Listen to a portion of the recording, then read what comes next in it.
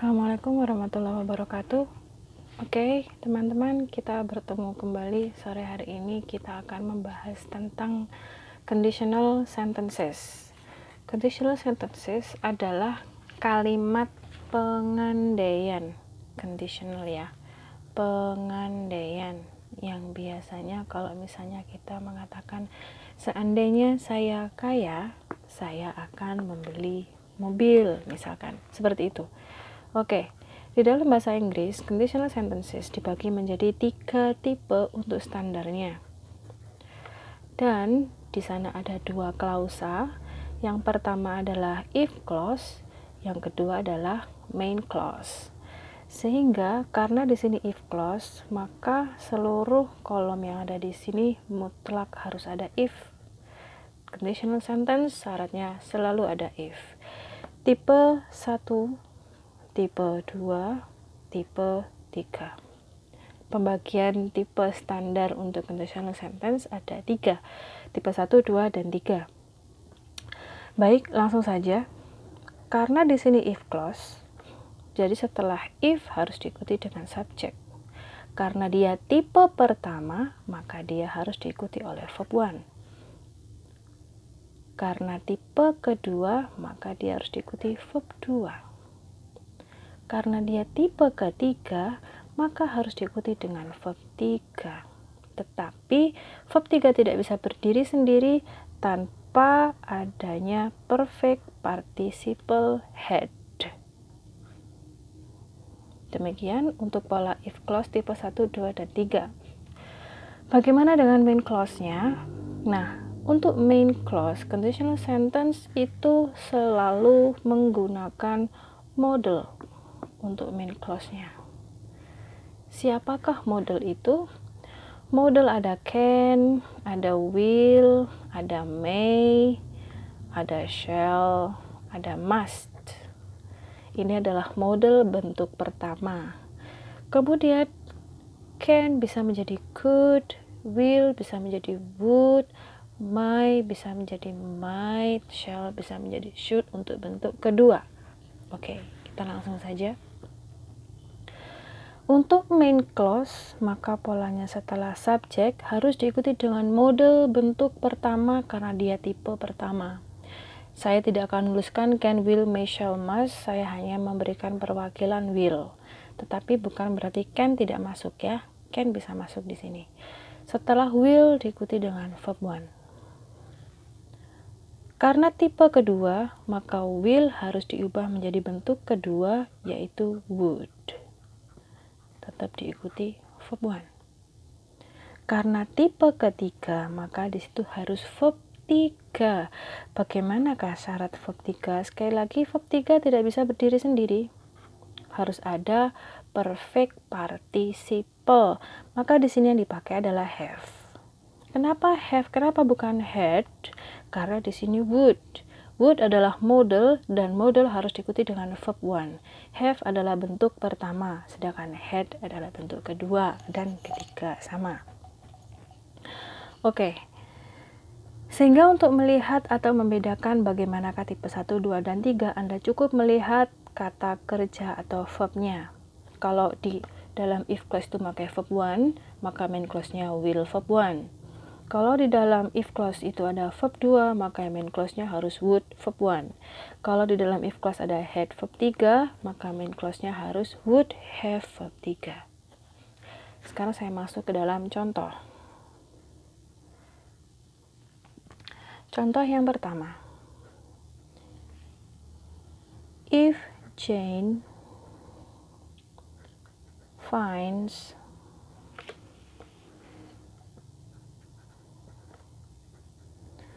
the right buyer,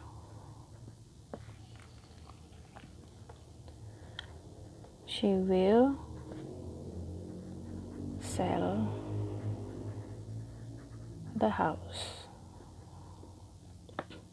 If Jane finds the right buyer, she will sell the house. Perhatikan untuk klausa if, Jane diikuti dengan subjek, tapi di sini pakai verb s. Kenapa verb s? Ingat subjeknya tunggal. Sehingga untuk subjeknya ketika dia tunggal memakai verb s, dan ketika dia bukan tunggal memakai verb one. He, she, it dia memakai verb s, they, we, are, you dia memakai verb one. If Jane finds the right buyer, she will sell the house. Main clause-nya will dan verb one. Will dan verb one.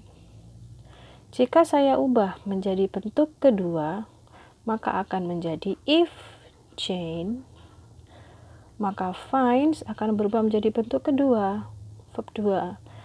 Find, found. The right buyer. Dan di sini will akan berubah menjadi bentuk kedua, would. Maka kalimatnya akan menjadi she would sell the house. Jadi di sini bedanya.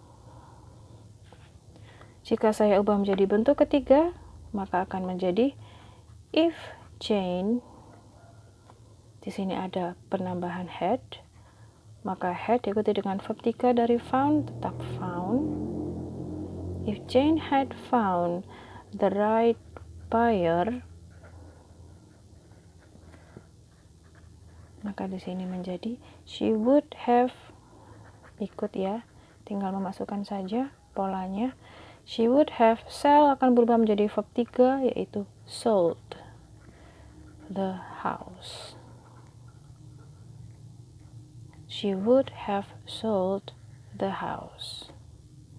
Perhatikan untuk bentuk ketiga, kedua, dan kesatu.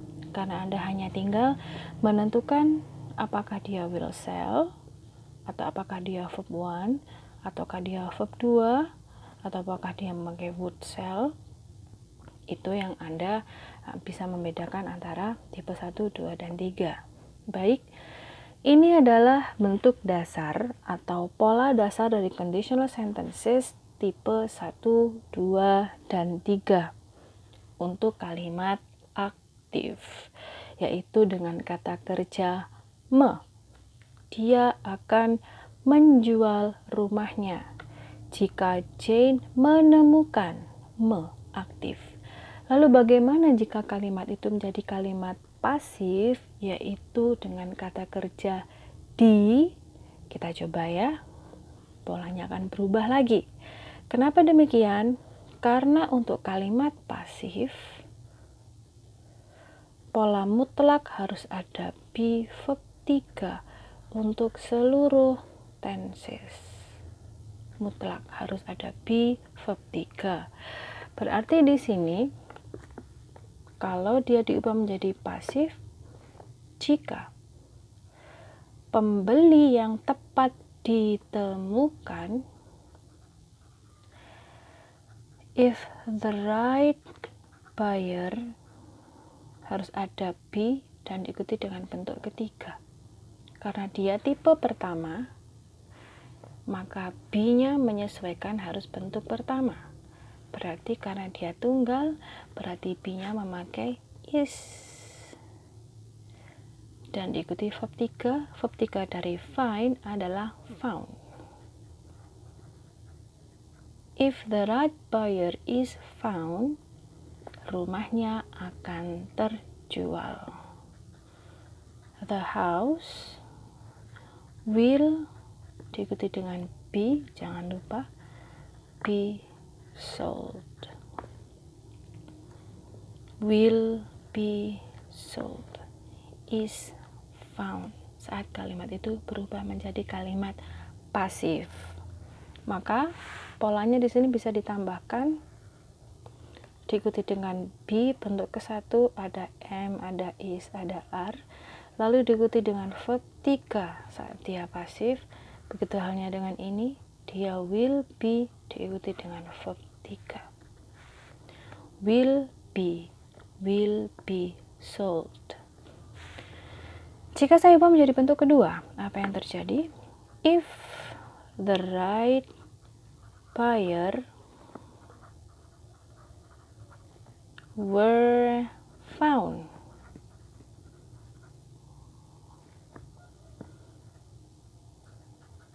the house would be sold. Hati-hati di sini. Ada be, verb 3, would be, verb 3. Will-nya kan berubah menjadi would karena bentuk kedua. Maka di sini bisa diberikan were, verb 3, dan di sini be, verb 3. Lalu bagaimana jika diubah menjadi bentuk ketiga, tipe ketiga untuk conditional sentence yang pasif? Maka akan menjadi if the right buyer had been found, the house would have been sold. Had been found would have been sold. Dari manakah been ini? Been adalah bentuk ketiga dari be. Coba Anda perhatikan ya, seluruh pola yang ada di sini. Setelah will ada be, setelah would ada be. Tapi be-nya tidak berubah. Kenapa? Karena setelah model harus bentuk pertama. Berarti be-nya juga harus bentuk pertama. Tetapi yang di sini setelah had dia harus verb 3. Sama halnya dengan ini, setelah have dia harus verb 3. Maka karena dia harus memakai be, passive voice, saya kembalikan lagi, harus memakai be dan diikuti verb 3, berarti be-nya harus diubah menjadi bentuk ketiga karena di sini dia didahului oleh perfect participle had. Maka be berubah menjadi been dan diikuti verb 3. Sama halnya di sini, been diikuti dengan verb 3. Baik, sampai di sini jelas. Saya rasa tidak ada kesulitan. Kita akan lanjutkan lagi untuk bentuk berikutnya. Dari 3 tipe ini, yang pertama sudah saya jelaskan kalimat aktif,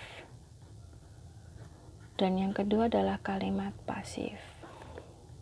Bagaimana jika di dalam kalimat itu merupakan kalimat nomina atau dikatakan bukan kalimat verbal, di mana kalimat nominal itu adalah kalimat yang tidak ada kata kerjanya, melainkan hanya kata benda, kata sifat, atau kata keterangan. Contoh, if, saya ganti subjeknya bukan lagi Jane ataupun the right buyer. If the customers, saya berikan plural aja, are satisfied,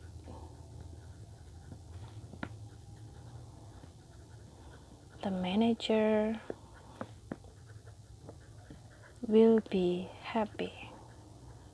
Ini adalah contoh kalimat nominal. Jadi di sini ada customers sebagai subjek, karena jamak maka diikuti dengan BR.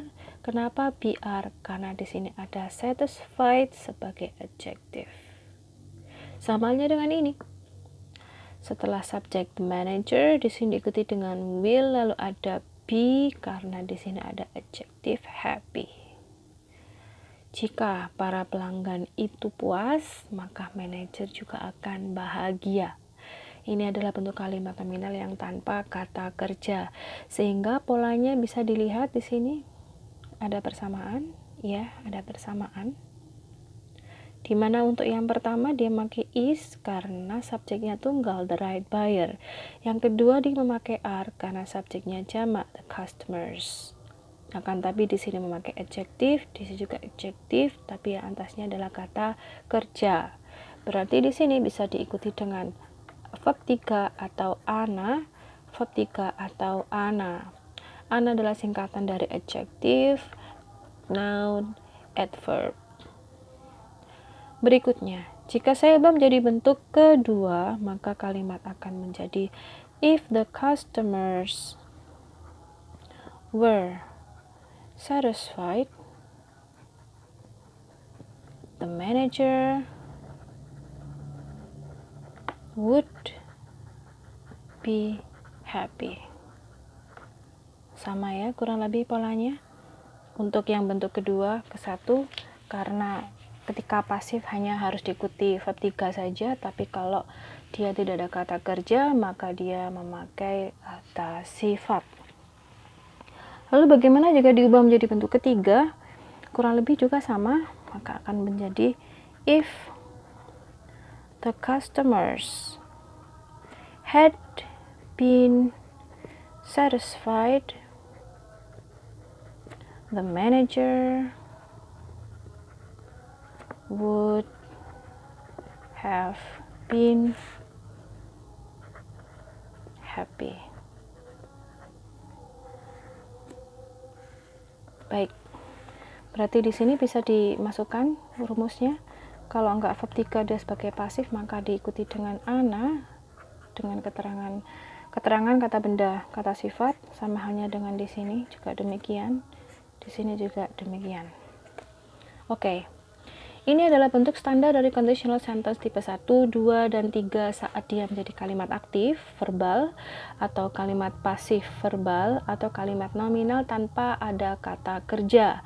Dan sudah saya berikan contoh-contoh kalimat beserta polanya. Sekarang poin penting yang harus Anda ketahui adalah yang pertama.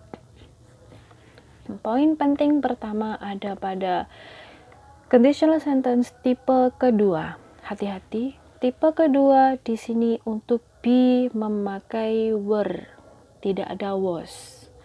Tetapi ketika bentuk ke satu dia ada am, ada is, ada are. Jadi, walaupun subjeknya tunggal, he, she, it, itu tetap memakai were. Di sini sudah saya berikan contohnya, if the right buyer were found. Ketika subjeknya tunggal. Ketika subjeknya jamak, if the customers were satisfied, juga sama. Ya, ini adalah poin penting yang harus Anda perhatikan untuk conditional sentence tipe kedua. Poin penting yang pertama. Poin penting yang kedua adalah pada conditional sentence tipe ketiga. Biasanya untuk tipe ketiga, if itu dihilangkan, bukan berarti tidak ada ya.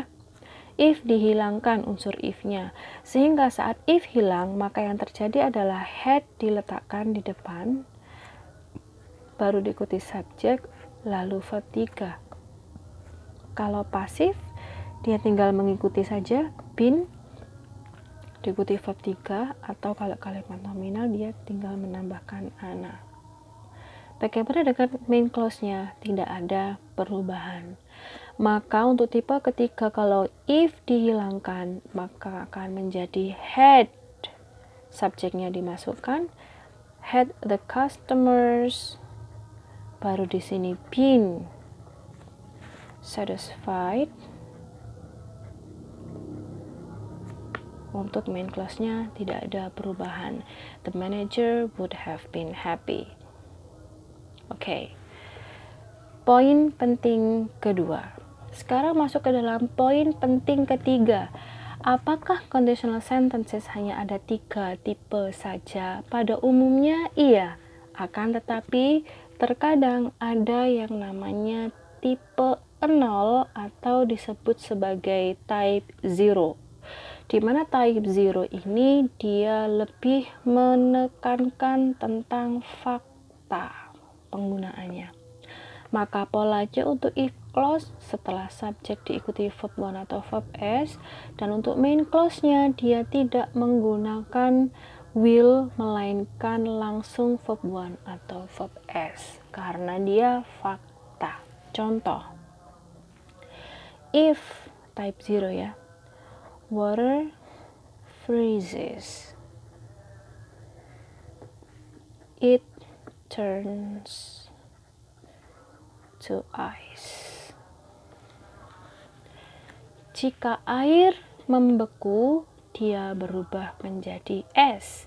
Ini adalah fakta. Jagat memakai will, bukan it will turn to ice. Kenapa? Karena kalau Anda memakai will, maka ada kalanya jika air membeku, dia tidak akan berubah menjadi es. Karena dia fakta, untuk dulu sampai sekarang dan masa yang akan datang tetap sama, air membeku dia akan berubah menjadi es. Oke, demikian untuk kalimat pengandaian conditional sentences di dalam bahasa Inggris. Jadi sekali lagi, pada umumnya tipenya ada 3, type 1, type 2, type 3. Anda hanya tinggal perhatikan kata kerjanya. Kalau if clause dia pakai verb 1, maka main clause pakai will verb 1. Atau kalau main clause pakai would verb 1, maka untuk if clause-nya dia harus verb 2. Atau kalau di situ ada had verb 3, maka main clause-nya dia would have verb 3. Hanya itu saja sebenarnya letak perbedaannya. Dan jika dia menunjukkan fakta, maka dia mutlak harus memakai verb s. Dia tidak ada model. Ini penggunaan modelnya. Oke, cukup sekian. Terima kasih banyak. Jika kurang jelas atau ada yang ingin ditanyakan, silahkan berikan komentar di bawah. Terima kasih. Assalamualaikum warahmatullahi wabarakatuh.